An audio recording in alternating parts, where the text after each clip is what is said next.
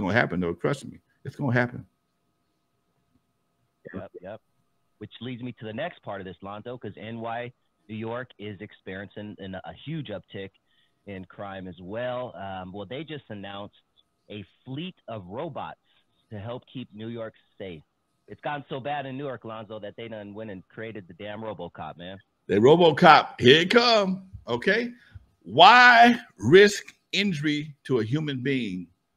You can send a machine in there that's going to probably take your picture, capture your DNA, and might lasso your ass. Okay. They got dogs. New York got robo dogs. N1010 for real. Motherfucking R2D2, R2 Dog 2 is running up and down New York, chasing motherfuckers down.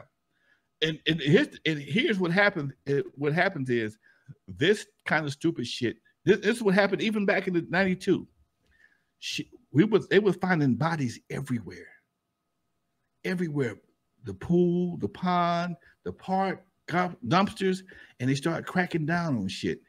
And this kind of activity gives people, even gives citizens the voting power. I mean, the attitude supported in a vote.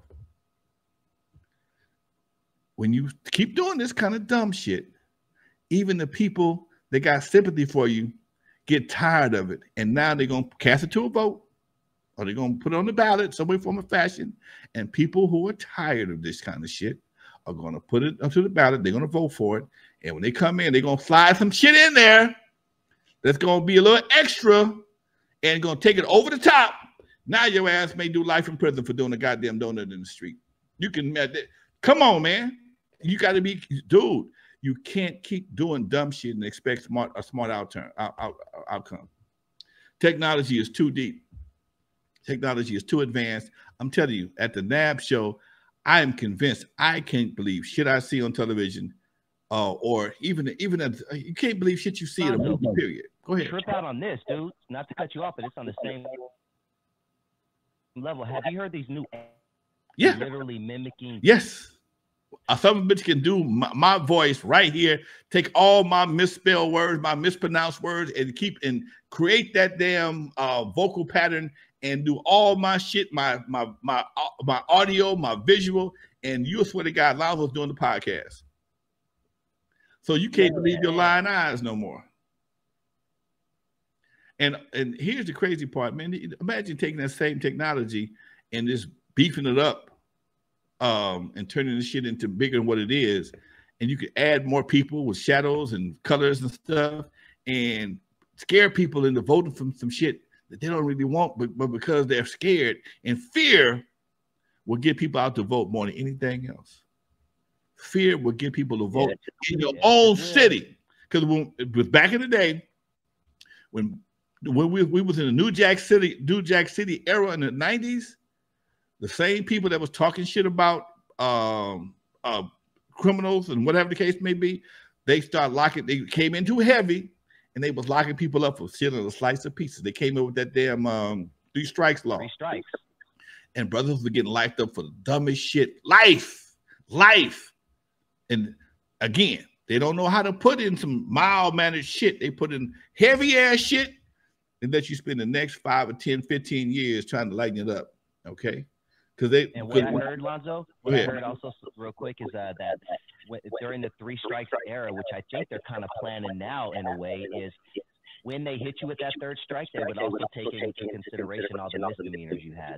Thank you. All of these things right now that they're doing, they're keeping tabs of that shit. So when they bring those heavy laws in, they're going to add all that shit. Right. Okay. It takes 16 ounces to make a pound. How many misdemeanors going to take to make a felony? Okay, it takes 16 ounces to make a pound. But if they start adding up all the misdemeanors, because that's what y'all think y'all getting is misdemeanors, but at some point in time, what if they start adding them all together and you get 10 misdemeanors equal to felony? Now you got a whole different situation. I'm not saying that's what they're doing, but what if that was the case? And even if you got a minor felony because you did so much dumb shit in the past, now it enhances your new crime. Oh yes, you just fucked yourself. Now you get some slides on the orange suit. Man, you know, Lonzo, Hologram MC has a great comment that's going to lead into a question that I would love for you. Yeah, sorry, Mark. Every once in a while the echo comes in, but it should be good now. Hologram MC says, shout out to all the alienated fathers who weren't allowed to be in their children's lives for over the last 25 years. You did your best. Now, Lonzo, talk to me about when you were a kid, because when I was a kid, it was already in full effect to where most of the kids in my neighborhood didn't have a father in the house. But when you were coming up, from what I understand, a high percentage of fathers were still in the house, right? Yeah. Me and my sister was having this conversation one day, man, and we just reflected back in our neighborhood on Carlton Avenue, where I lived, 132nd and Carlton, lived on the corner all my young life. Every household had a daddy in it. Everyone. Some of them weren't the best dads. Some of them was whooping ass severely. Some of them was drunks. Some of them worked too much, but they was all home. I can't recall a house that did not have a Mr. So-and-so in it from one end of the block to the other. And my block was pretty nice size, man. It had to be at least about a quarter mile, maybe, about a quarter mile from one end to the other. And I can't think of one house that did not have a dad in it. And the dad would be checking shit, okay? The dad would be checking shit. And all the dads would check shit collectively. All the dads, all of them, they didn't hang out, don't get me wrong, but they were all collectively know each other, knew what the other one did. They borrowed each other's tools back and forth, and they would have conversations. They drink a beer from time to time. Some of them drink a short dog from time to time. I remember my daddy's guy across the street from him and my daddy would sit there, and my daddy would drink. He drinking Old Taylor. My boy, his partner would drink. He'd drink any goddamn thing. If it was liquid, he would drink it. And I never forget. True story. This is a funny ass story. My daddy used to cut my hair, and his partner across the street for a short dog back then was maybe $3, $2-3, half a pint. Short dog. Half a pint of liquor. Gotcha. Okay. Half a pint might have been $3-4. I'm not sure how much it was. He would cut me and my brother's hair. So my daddy was going to night school. His pops was going to night school. And he said, we had pictures the next day. Mr. Pitts came by the house. Hey, call my daddy. His name was Isaac. Could you knock my boy's hair out for me? I'll buy you a short dog. Oh, no problem, Al. Bill, he called my daddy Bill. Okay, Bill, no problem. And so while he's doing my hair, my mama go to the store to get him a short dog. Okay. So after he gets through, by the time he gets through with my hair, he started having a couple of drinks. So it's time to do my brother's hair. By the time he get to do my brother's hair, he feeling pretty good. He's feeling pretty good. Man, that shit kicked in. And my brother was, hey, oh, ow, oh. When we got through, my brother's ears was bloody as shit, okay? My brother took pictures. He went to school looking like a Doberman pinscher. Back in the day, they cut the Doberman pinscher's ears off, right?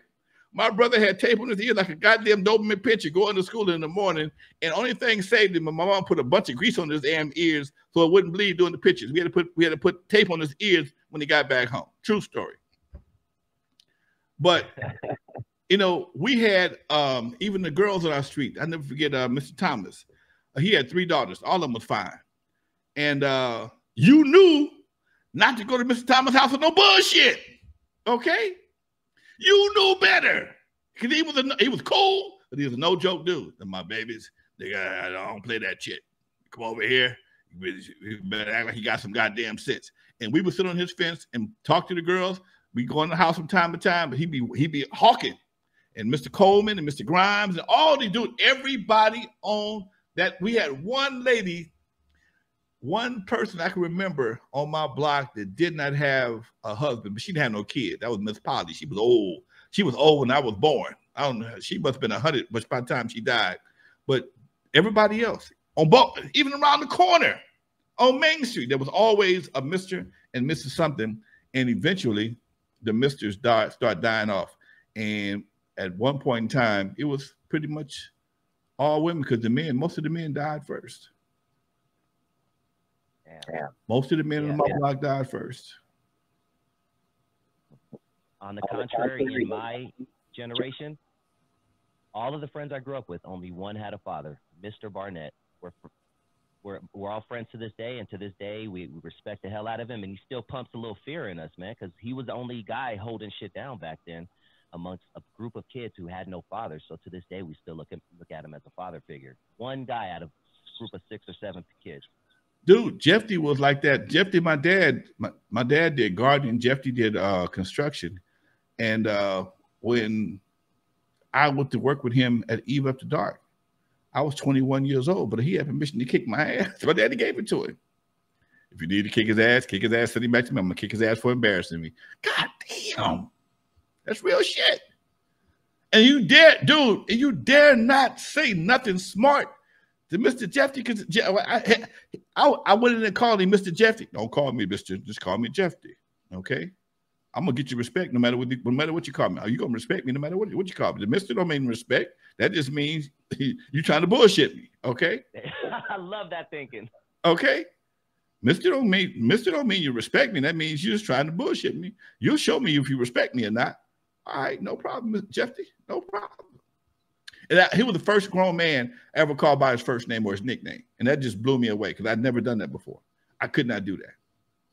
You could not do that back then. But no, hey, Barbara, hey, Hattie, or hey, Florence. Hell no. You better put Miss Florence on there, put Miss on that shit. Okay. And even I told my son the same thing. We got to put some Mr. on, Mr. Jeffy, Mr. Edwin, all my buddies, first names. All right, you call them by their first name. Put some Mr. on that though. Okay. And act like you like it. Yep. Damn, different time, man. Different time, dude. I know this is random, but his name is Jeffrey, from what I understand. But how did he get the name Jeffy? I have no fucking idea. Actually, okay. same shit.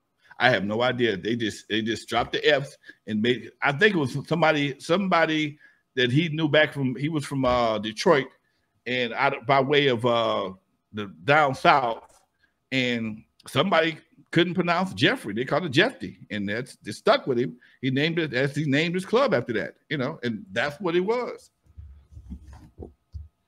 Okay.